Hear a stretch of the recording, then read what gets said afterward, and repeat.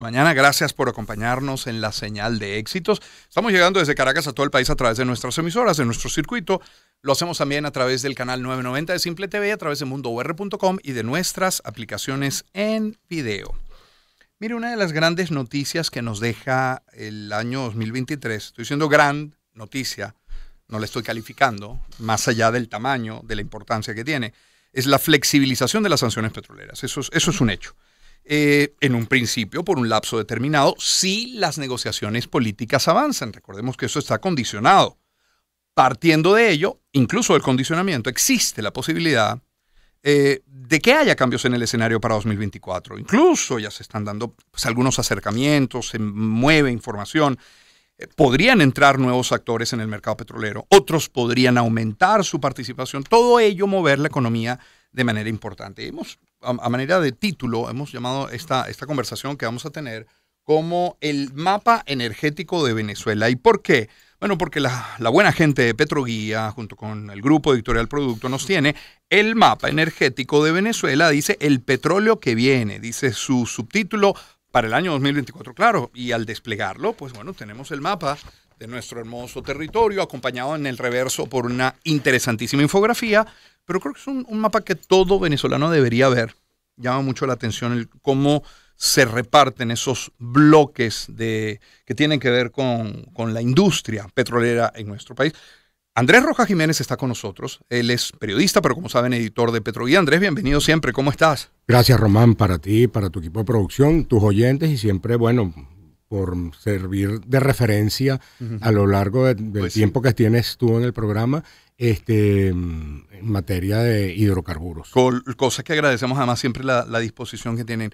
Andrés, voy a comentar algo aparte, pero ya entraremos de lleno en el mapa y en la información que aparece en el reverso, pero obviamente, y porque es tema, está la Guayana Esequiba, pero todavía con ese rayado típico al que nos acostumbramos, esa zona en reclamación. En algún momento cambiará esto, ¿no? Totalmente. Fíjate que cuando estábamos en la producción de este es un mapa que lo viene haciendo el grupo Editorial Producto, sí, al cual están frente, lo lidera el Raúl Lotito, claro, y Edgar Martelletti, en el área de mercadeo. Y cuando este año, primero no lo hacíamos desde el año 2020, porque vino el tema de la pandemia, todo el colapso petrolero, las sanciones enormemente también restringían la aparición, y eso explica por qué tenemos el logo de Chevron en el mapa, también restringían ese tipo de promoción. Pero comenzando el año 2023, pues se planteó, había la necesidad de actualización de una parte de la data, y nos dijimos, oye, hay que hacer el mapa energético. Lo solíamos acompañar siempre con el directorio, que desde que lo asumió el grupo Editorial Producto le dio un concepto de revista coleccionable, pero digamos hay unas complicaciones logísticas y financieras que en el caso del directorio no lo pudimos llevar adelante. Pero sí lo hicimos con el mapa, y ese mapa tiene que tener pues la asesoría de un geodesta, de todo un gente de cartógrafos, geógrafos en esa materia. Y casualmente cuando estábamos cerrando, que todavía no se había realizado el referéndum, el señor Vilachá, que es el que nos asesoró en esta materia, nos comentó que eventualmente ya se estaba hablando, porque esto tiene que pasar por el mapa oficial, tiene que ser aprobado por el Instituto de Cartografía Nacional, ya incorporar al Esequibo como parte del territorio nacional, porque estaba incluido. Hay que recordar que el mapa oficial siempre, del lado venezolano, cuando uno lo veía, el mapa en otras partes obviamente no aparecía la zona en reclamación, pero el oficial que tenía que ver en toda universidad, en todo colegio, en toda escuela pública, en todo instituto público, tenía que tener la zona en reclamación con ese tradicional rayado que nosotros, que siempre lo hemos pintado cuando hacíamos el mapa en época escolar. Ahora hay que tenerlo. Entonces el mapa 2024 lo tendrá, y bueno, fíjate que ayer tú lo leías en las informaciones, lo que dijo el ministro de Relaciones Exteriores, que PDVSA está trabajando en las áreas, habrá que incorporarle las áreas que eventualmente se puedan adjudicar. ¿Eso prosperará, Andrés? O sea, ¿se animará una empresa a invertir? Bueno, se han animado con Guyana. ¿Podrían hacerlo con Venezuela también? ¿Una zona que está en reclamación, en litigio? Mira, parte del hecho de que Guyana haya optado por la Corte Internacional de Justicia es porque las empresas transnacionales necesitan celeridad. Guyana en el año 2015 ya había entregado unos campos, unas áreas, que no entran dentro de lo que se llama la prolongación marítima. Ahí hay discusiones entre expertos, pero en todo caso, en los bloques que se asignaron y las operaciones que se están llevando a cabo, que ya Guyana tiene una producción importante, ahí todavía no hay tanta discusión con el tema. ¿Por qué está ya el problema este año? Porque a principios de 2023 se lleva adelante un proceso de licitación. El gobierno de Guyana hace la adjudicación en septiembre y de hecho en septiembre se produce el primer reclamo. Hay unas declaraciones, empezando por la vicepresidenta ejecutiva Delcy Rodríguez, luego por la propia Ministerio de Relaciones Exteriores, donde ya ahí sí, dependiendo de donde se ubique la línea y del territorio Esequibo, obviamente en la posición guyana está más pegado al delta. En la posición venezolana, pues ya ni sencillamente esa prolongación de la línea la marca el río Esequibo. Andrés, decías que no se hacía desde hace 4 años, que el último fue 2020. En 2020. 2020. Hablaste de una actualización. ¿Cuánto ha cambiado este mapa en 4 años? Muy poco. Es decir, desde el punto de vista de las áreas, no hay cambio. Pero sí, fíjate que en el mapa aparece en la parte de abajo una leyenda con todas las empresas mixtas y, por ejemplo, de los cambios que hay, está que ya el accionista minoritario en donde estaba Rosneft ya no es otra empresa, salió Shell y entró Maurel & Prom, en el caso Petroregional del Lago, que es una empresa mixta en el occidente. Está en proceso de negociación la licencia de gas del Campo Dragón hacia la península de Paria. Entonces, más que un cambio en las áreas, porque las áreas siguen siendo, habrá que ver a futuro si se reunifican algunos campos, algunas áreas. Lo que hay es unos cambios en lo que tiene que ver con los accionistas minoritarios. De hecho, ya esa observación nos las habían hecho cuando distribuimos el mapa en el año 2020, pero ahí se interpuso, tuvimos que llevar adelante parte del proceso de producción, todavía estando confinado, las imprentas, Editorial Arte no estaba trabajando en ese momento, entonces fue bastante complicado concluir ese mapa, pero bueno, lo pudimos hacer. Y bueno, después vinieron 2021, 2022, con muchas dudas, no solamente por el tema de la pandemia, sino también por la propia situación económica del país. Claro. Andrés Rojas Jiménez es nuestro invitado, periodista, editor de Petroguía. Andrés, cuando alguien recibe el mapa, cuando despliega el mapa, se va a encontrar, llama la atención, salta a la vista, 1, 2, puede ser 3 y hasta 4 zonas. Una tiene que ver con todo el lago de Maracaibo, incluyendo sur del lago, pero nos llegamos incluso hasta Barinas y Apure, muy marcado en verde. Luego en la zona hacia el sureste, encontramos todo lo que tiene que ver con la faja del Orinoco, en muchos colores, muy mixta, y luego destaca todo lo que tiene que ver con la península de Paraguaná y luego con la plataforma del Tana. Digamos, son 4 grandes áreas. ¿Por qué tan verde hacia el lago de Maracaibo? ¿Por qué tan mixta hacia la faja del Orinoco? Tiene que ver con las empresas que ahí participan. Con las empresas, con el tipo de yacimiento. Por ejemplo, en el caso Morado, fíjate que tiene que ver con las licencias de gas costa afuera que se dieron tanto por el lado de la parte norte del Golfo de Venezuela como en lo que es la plataforma del Tana, que por cierto eso forma parte de los acuerdos con Trinidad y Tobago.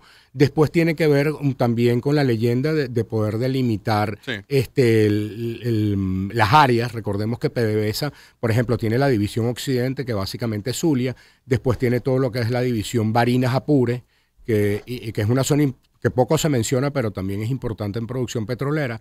Después tienes la faja del Orinoco, que es una extensión que te abarca el Guárico, abarca Anzoátegui, abarca Monagas y todo lo que es el norte del río Orinoco. Y después tienes toda la parte oriental al norte de Monagas. A eso hay que agregar también todos los proyectos costa afuera. Se indican en el mapa las refinerías también y todas las conexiones que hay, sobre todo en lo que tiene que ver con gasoducto. A ver, antes de seguir analizando el mapa y ahora su reverso con toda la información que hay, ¿dónde se puede conseguir este mapa? Mira, lo pueden conseguir contactándonos a nosotros en Petroguía. Una opción es escribirnos a las redes directas de Petroguía, que es Petroguía Imagen en Instagram o @Petroguía en X, o también al correo electrónico imontes@petroguía.com.be. Es información valiosísima. Por ejemplo, en el reverso del mapa encontramos producción y exportación en tiempo de sanciones. Comienza este análisis con esta infografía, con este gráfico en 2019, llega hasta 2023, pero marcan en la parte baja unos hitos, mencionan el inicio de las sanciones comerciales de Estados Unidos contra PDVSA, luego la declaratoria de pandemia, la designación de Tarek El Aizami en el Ministerio de Petróleo, de Asdrúbal Chávez en su momento en PDVSA, menciona la incursión militar de Rusia en Ucrania, la invasión de Rusia a Ucrania, la licencia a Chevron está absolutamente destacada ya hacia finales del año 2022, la designación de Pedro Tellechea y termina ya muy reciente con la flexibilización de las sanciones. Sí, ciertamente ese era un punto importante, sobre todo porque esto tiene un proceso de producción tanto en el diseño como la idea de imprenta. Queríamos salir este año, pero también queríamos salir lo más actualizado posible. Sí. Obviamente la cifra del último trimestre de este año es preliminar hasta el cierre de noviembre, pero ya ahí por lo menos refleja dos aspectos importantes que tienen que ver con la flexibilización que se dio el 18 de octubre, que ya permite pues una mayor apertura.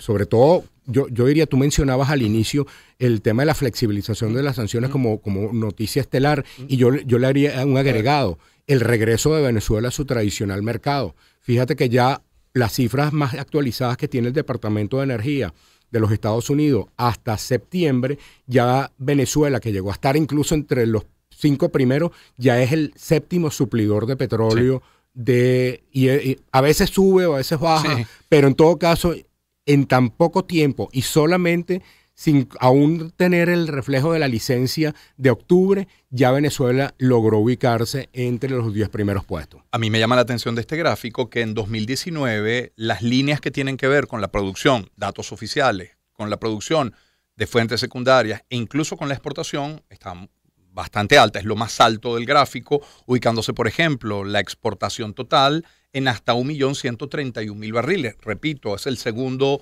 trimestre del año 2019, cosa que cae en este último trimestre del año 2023 hasta los 666.200 barriles. Pero me llama la atención esta línea negra que está en la parte baja, cómo se mantuvo en cero desde el segundo trimestre de 2019. Las exportaciones específicamente hacia Estados Unidos levantan a partir del primer trimestre de este año y ya se ubican en 178.290. ¿Podría mejorar? Sí, totalmente, totalmente. Ahí depende. Fíjate que ahí todavía esa data no refleja lo que ocurra en octubre, noviembre. Exacto. Estamos viendo que ya no es solamente Chevron el que recibe petróleo venezolano. El principal cliente que tuvo Venezuela, PDVSA en particular, hasta enero del año 2019, cuando entran en vigencia las sanciones comerciales, era una empresa de refinación que se llamaba Valero. Después tenías otra que es Phillips 66. Hoy día parte de ese petróleo lo está comercializando Chevron y con la licencia que se dio en octubre, pues le dan facultades a PDVSA. De hecho, lo hemos visto. Hay informaciones que, digamos, se han llegado a acuerdos muy puntuales y quizás el logro más importante que se ha obtenido es que la diferencia en el precio de venta del crudo venezolano, ese descuento se ha reducido. Cuesta mucho, fíjate que ha costado mucho levantar la producción, sí.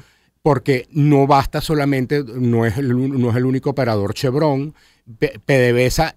Buena parte de la producción petrolera de este país compete directamente a PDVSA y PDVSA tiene una serie de limitaciones que van más allá de las sanciones, Román. Tenemos temas con los cortes eléctricos, las cuentas por pagar de la propia PDVSA, claro. Es decir, contratar con PDVSA en este momento hay la facilidad que te ofrece esta sanción limitada, pero se podría llevar adelante un contrato. De hecho, muchas empresas te dicen, yo asumo que el Departamento del Tesoro va a renovar la licencia, pero PDVSA me va a pagar. Eso es un interrogante. Fíjate que cuando te preguntaba, ¿podría aumentar ese número de exportación hacia Estados Unidos? En términos generales, la exportación de petróleo. Porque más allá de la demanda y de la necesidad que pueda tener el mundo de hidrocarburos, está la capacidad que tenga Venezuela para primero explotarlo y luego procesarlo. ¿Cómo están las refinerías hoy? ¿Podríamos responder a un aumento de la demanda? Ya está habiendo problemas, Román. Es decir, la demanda ha aumentado. Es decir, parte de los cuellos de botella que estamos teniendo es que la capacidad de las refinerías, si bien aumentó con respecto a lo que había en junio de 2020. En ese momento teníamos la ventaja que habían restricciones todavía en la circulación. Cuando empezó la comercialización del combustible a mediados de ese año, todavía teníamos el esquema del 7+7 y eso limitaba. Todavía habían esquemas de trabajo virtual. A eso súmale las limitaciones con el parque automotor, perdón. Hoy día hemos visto, si bien no estamos en los niveles de venta de vehículos que hubo hace 10 años atrás, indiscutiblemente que estamos viendo importantes compañías automotrices que están vía la importación. Exacto, sobre todo importadores. Son vehículos de alta gama, aún costosos, sin financiamiento, y aún así, fíjate que ya empiezan a darse ejemplos de algunas compañías que empiezan a otorgarte opciones de crédito, esquemas sin el apoyo financiero. Entonces, hay cuellos de botella, hay presión de la demanda. Los mismos informes de la OPEP, Román, reflejan que Venezuela es uno de los países donde la demanda de combustibles se está incrementando. Entonces, y esa es data que le proporciona PDVSA a la OPEP. Entonces, eso indica que ahí hay unos cuellos de botella. Habría que ver, porque de las cosas que pueden ocurrir con esta flexibilización de las sanciones es que PDVSA pueda llevar adelante pues mejoras en la refinería. Pero caemos en el otro problema. Hay limitaciones financieras y en este momento cuesta mucho, digamos, solventar. Irán ha apoyado, pero ha sido de manera insuficiente ese apoyo. Mencionas finanzas y mencionas Irán. Estamos conversando con Andrés Rojas Jiménez, periodista, editor de Petroguía. Leía en Reuters que los vendedores de petróleo de Rusia e Irán están aumentando los precios de oferta del crudo que ofrecen a China. Y esto luego de que Estados Unidos alivió las sanciones contra Venezuela. Es decir, esto está moviendo el mercado todo.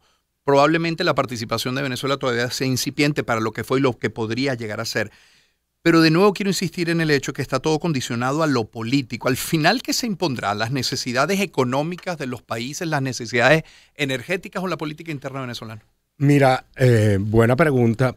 Fíjate, con respecto a esa diferencia, fíjate que una de las infografías que tenemos tiene que ver con el precio del petróleo y tradicionalmente la referencia del crudo ruso, que es el Ural, estaba por encima de la cotización del petróleo venezolano. Cuando... Que es el Merey. Que es el Merey, exactamente. Cuando empieza la guerra en Ucrania, obviamente Rusia se vio obligada y vimos se abrió la diferencia y el crudo Ural, se ofreció incluso hubo momentos, pues, $10 por debajo del mismo crudo venezolano. Entonces, obviamente, la competencia era muy dura. No quiere decir que todos los clientes fueran igual, pero era bastante dura. Esa diferencia se ha cerrado.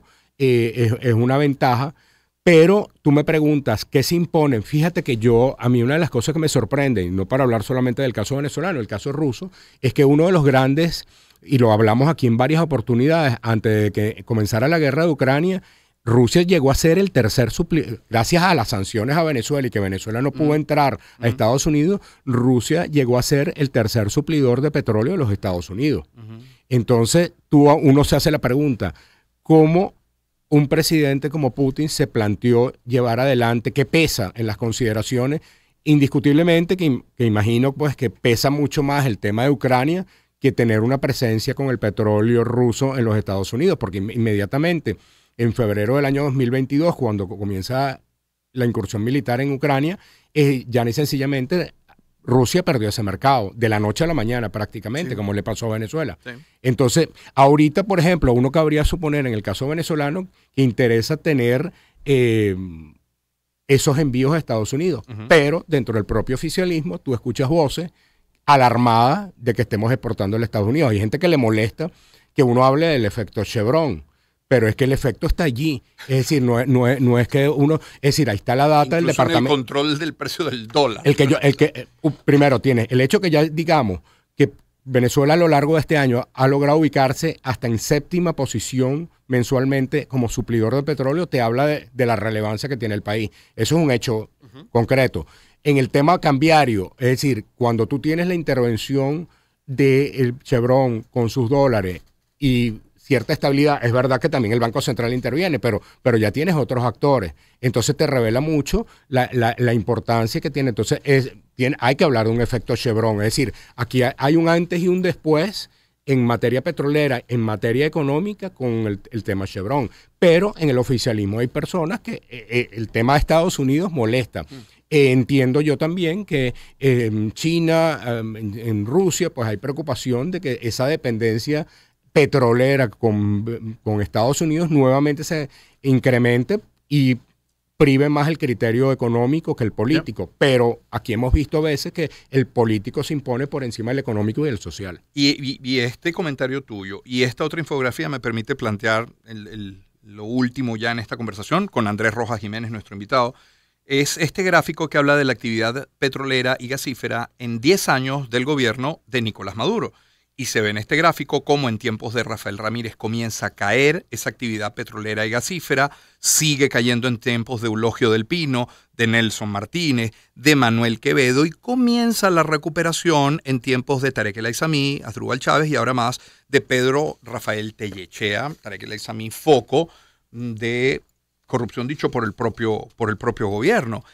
Lo que me lleva al último planteamiento, lo de siempre, lo más importante, que es la administración de los recursos, lo que se haga con ellos, la transparencia, la importancia de un presupuesto, de la fiscalización de las instituciones. Qué bueno que me tocas ese tema, Román, porque fíjate que mundialmente existe una organización que se llama LATI. El LATI son las siglas en inglés de la Iniciativa de Transparencia para Industrias Extractivas. El capítulo de América Latina lo lleva un venezolano que se llama Francisco París, que fue el primer director de Energía y Ambiente del IESA. Él vive hoy día en Noruega, en Oslo. En nuestra última edición nosotros se lo dedicamos al tema petróleo transparente. No sé si te la llegué a dar, pero si no te la hago llegar. Y sí, le hicimos una entrevista.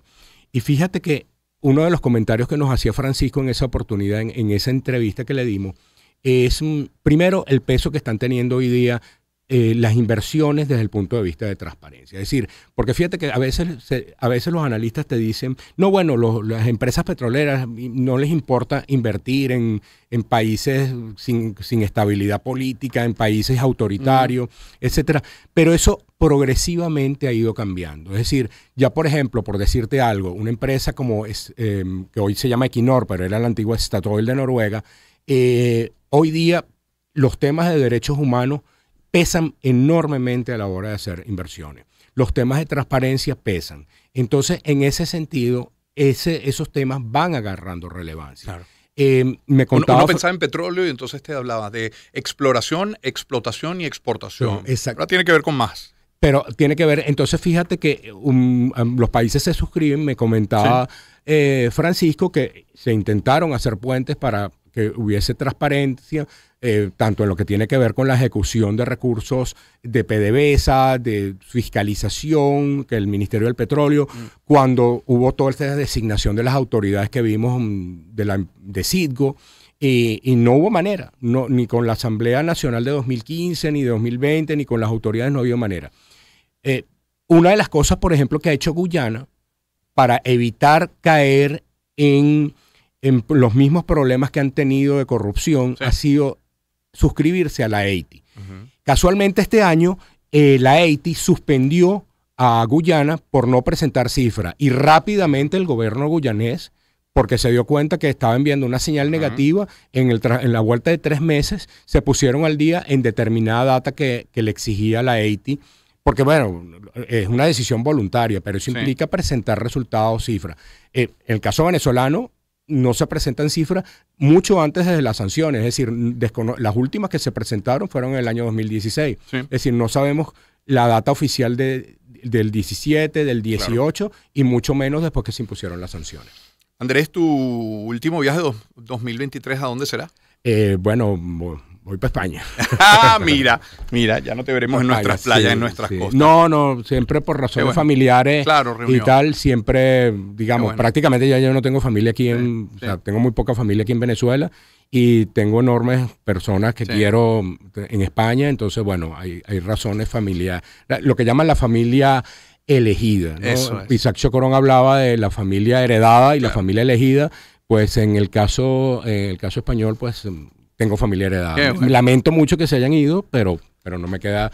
Otra y reunirse. Y reunirse, no, y lo disfruto mucho, lo disfruto enormemente. Bueno, pues feliz viaje de ida y vuelta, Andrés. Un privilegio tenerte acá siempre y gracias de nuevo Vale, por el apoyo año todo el año. A ustedes, al equipo de producción, a Ricardo, María Claudia, de verdad que todos agradecidos por el enorme apoyo y bueno, siempre a la orden con la data que podamos suministrar. Un gusto tenerte siempre y contar contigo todo el año. Es Andrés Rojas Jiménez, periodista, es editor de Petroguía. Permítame en publicidad hablarles de Grupo Leti.